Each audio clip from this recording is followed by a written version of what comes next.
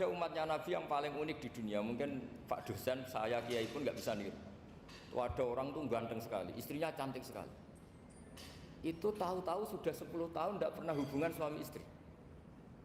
Karena ketika si suami itu tahu istrinya cantik, itu langsung sholat sujud syukur, sholat terus, saking senengnya punya istri cantik.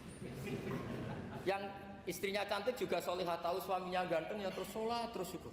Itu sampai berhari sampai bertahun-tahun. Terus ketika ketemu cocokan, dek kita sudah nikah berapa? Terus dilihat, kayaknya sudah 10 tahun, tapi tidak pernah hubungan. Oh itu nggak kebayang itu. Ganteng sama cantik, kalau jelek sama jelek itu mungkin. Yang satu bilang naudzubillah, satu itu kan nunggu rafa saja. Ini nggak ganteng sama cantik. Nah kenapa kualitas ulamanya Rasulullah itu bisa seperti Nabi Bani Israel? Karena agama ini, umat ini sudah ada ditunggui para nabi. Sehingga mau tidak mau kualitas ulama, alhamdulillah barokahnya Nabi itu berkualitas kayak nabinya Bani Israel. Nah ini penting sekali saya utarakan supaya dicek saja. Kalau kita nggak percaya, dicek saja dalam hadis-hadis sahih. Misalnya begini, ketika Nabi memenangkan perang Badar, itu ada Asra Badrin, tawanan-tawanan perang Badar. Nabi suka musyawarah, suka rembukan. Ya Abu Bakrin, menurut kamu tawanan ini diapakan?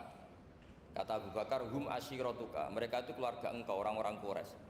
Ya dibebaskan saja, pakai tebusan. Nanti uang itu kita kelola supaya jadi penguat Islam, dan orang-orang ini merasa utang jasa karena harusnya dibunuh tapi kita bebaskan. Terus tanya, bagaimana kamu ya Umar, menurut kamu?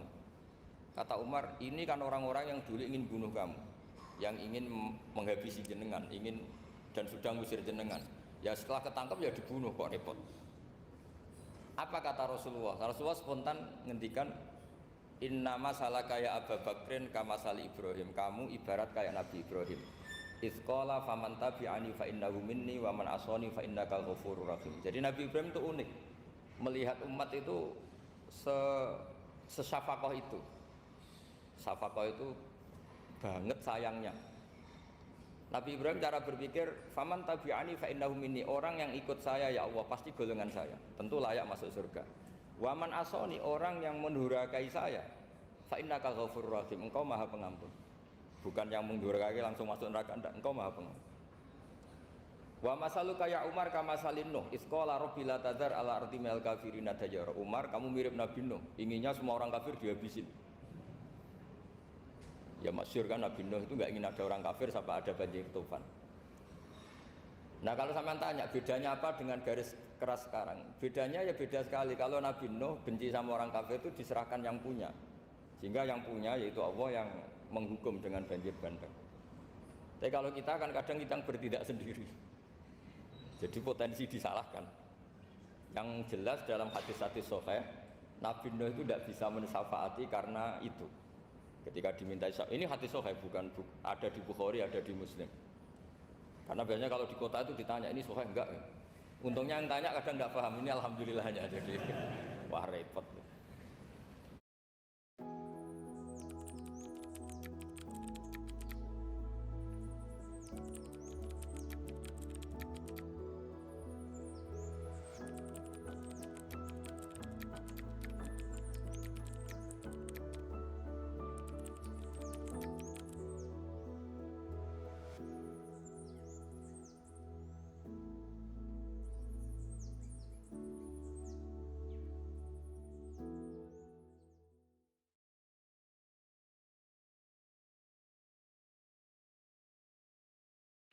Surga itu makan. Dah ni anak suka jajan, sumpah mati yang lo mau, semua tinggal GoFood. Surga makanan ada di GoFood.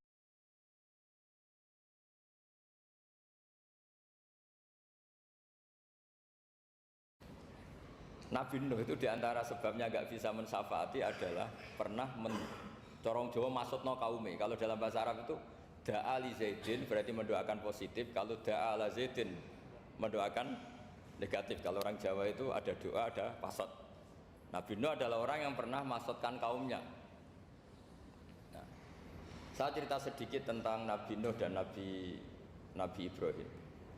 Nabi Ibrahim dianggap tadi cerminannya Abu Bakar, dianggap niru Ibrahim, cerminannya Umar dianggap niru Nabi siapa? Nabi Nuh. Lalu kalau sampean tanya, bedanya gimana? Begini logikanya. Andai kan kita mengkaji secara akademik begini.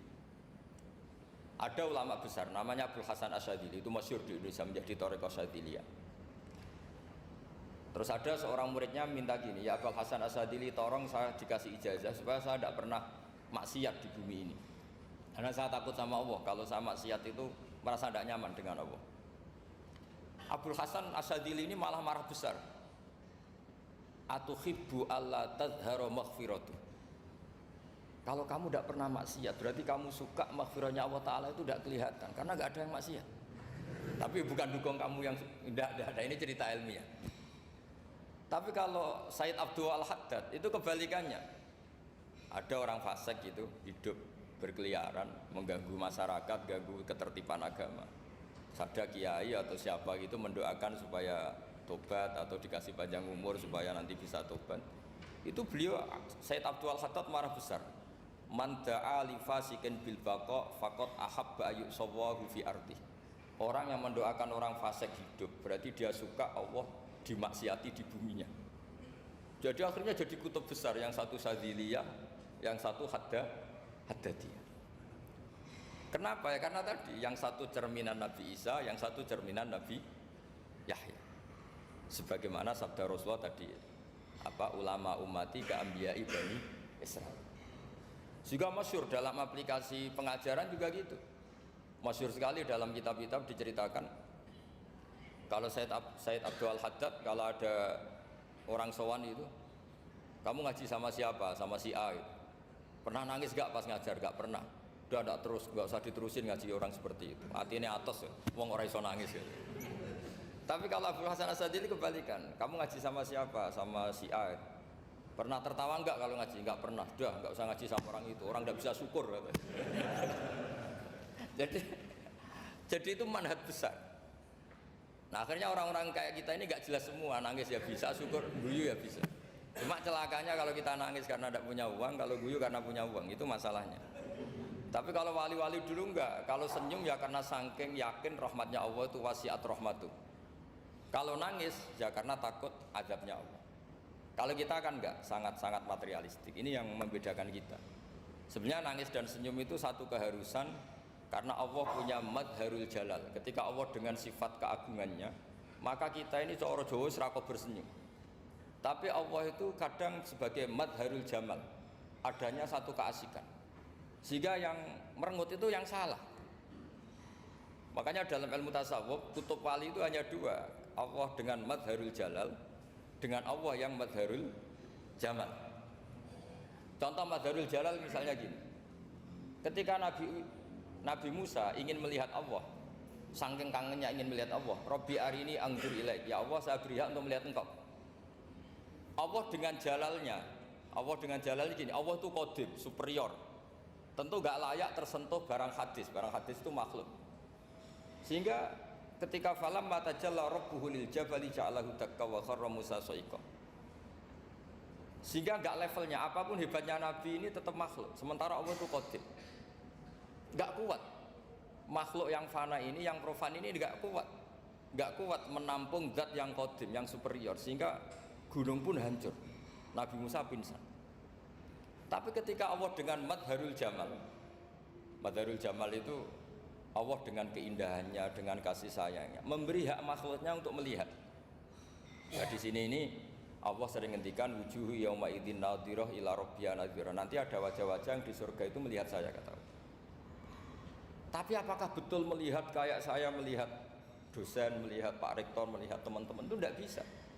Karena Allah itu qadim, sehingga meskipun manusia ahlul jannah melihat Allah, tetap Allah ngendikan la tudrikuhul absar wa huwa yudrikul absar. Karena Allah di balik jamalnya ya punya jalal, di balik jalalnya juga punya jamal. Sehingga selalu di Quran itu diulang beberapa kali supaya proporsional. Nah, kenapa ahli sunnah tetap berkeyakinan Allah bisa dilihat? Logikanya begini. Fa inna kulla maujudin yasihu ayyura. Allah itu zat sing nyata-nyata wujud. dan punya eksistensi. Di mana-mana sesuatu yang wujud itu layak untuk bisa dilihat. Lalu pertanyaannya gini, kenapa kita tidak bisa melihat sekarang kok nunggu di akhirat? Karena mata kita sekarang itu profan, fana. Sementara kita setelah di surga, tubuh kita didesain abadi. Ya saya ulang lagi ya, setelah kita di surga, semua fisik kita ini didesain abadi. Tentu karena desainnya sudah abadi, layak melihat zat yang abadi. Tapi pertanyaannya, kenapa tidak bisa ikhatoh, tidak bisa melihat sampai faham, la tudrikul absar? Karena abadi kita itu diabadikan. Sebagaimana surga abadinya diabadikan, neraka diabadikan. Sementara Allah abadi dengan dirinya sendiri, yaitu Al-Qayyum, atau dalam bahasa ngajinya qiyamuhu binafsi. Nah lalu pertanyaan, makanya Mu'tazilah itu menentang betul kalau orang di surga bisa melihat Allah. Cara berpikir Mu'tazilah, melihat itu artinya yang dilihat ada arahnya, sementara Allah terbebas dari arah. Tapi kata ahli sunnah cara berpikir tidak seperti itu. Melihat itu pokoknya tahu. Nah, tahu karena mata itu karena kita ditakdir tahu itu karena mata. Sebetulnya yang menjadikan tahu itu tidak mata. Ya kalau tahu ya tahu saja, bukan harus pakai mata. Itu cara berpikir ahli sunnah wal jamaah. Jadi sabri ya bocoran. Kenapa mazhab ahli sunnah itu yang dipilih oleh banyak mayoritas di dunia, jumhur itu. Ahli sunnah itu dianggap pikirannya lebih orisinal. Misalnya ahli sunnah kalau ditanya, kenapa kamu melihat? Ya melihat saja. Kenapa kamu mendengar? Ya mendengar saja. Kesannya itu tidak rasional, kayak orang yang nggak pinter itu. Tapi sebetulnya itu yang benar.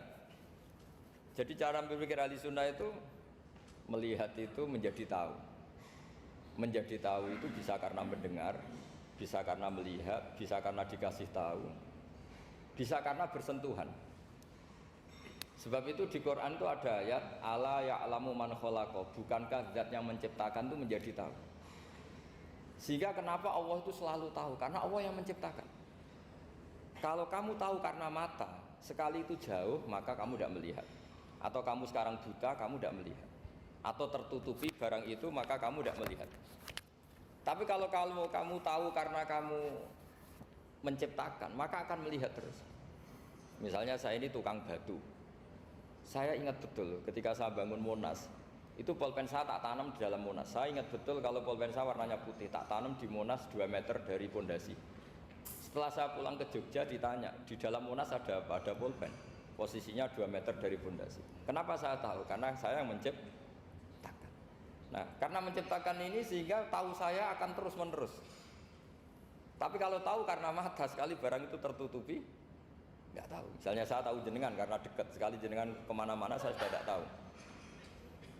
Tapi kalau saya menaruh sesuatu di tubuh Anda, sehingga kamu kemana-mana tetap tahu bahwa barang itu ada di tubuh Anda.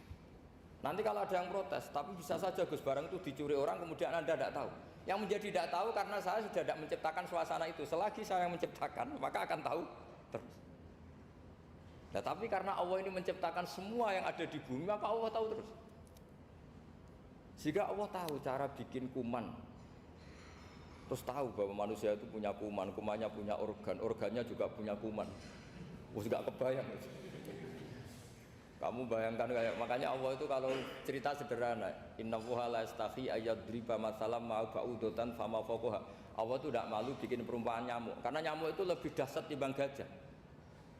Para pematung itu disuruh bikin gajah masih mampu, bikinkan patung gajah, mungkin masih sanggup. Tapi kalau tak suruh bikin patung nyamuk, nggak usah bikin hidup, patungnya saja sekecil itu. Padahal nyamuk kecil itu punya organ tubuh. Lalu bikinnya organ tubuh nyamuk itu kayak apa sih? Organnya punya kuman, kumannya punya organ, organnya juga punya kuman. Sehingga orang-orang alim itu baca nyamuk itu lebih jadi ayat Allah ketimbang melihat dinosaurus. Tapi sekarang orang itu nggak tertarik ceritanya. Jadi beda perasaannya orang alim sama orang awam. Kalau orang awam tuh melihat mukjizat kan yang dasar-dasar kayak dinosaurus, gajah, wow gitu. Kalau orang alim nggak, malah melihat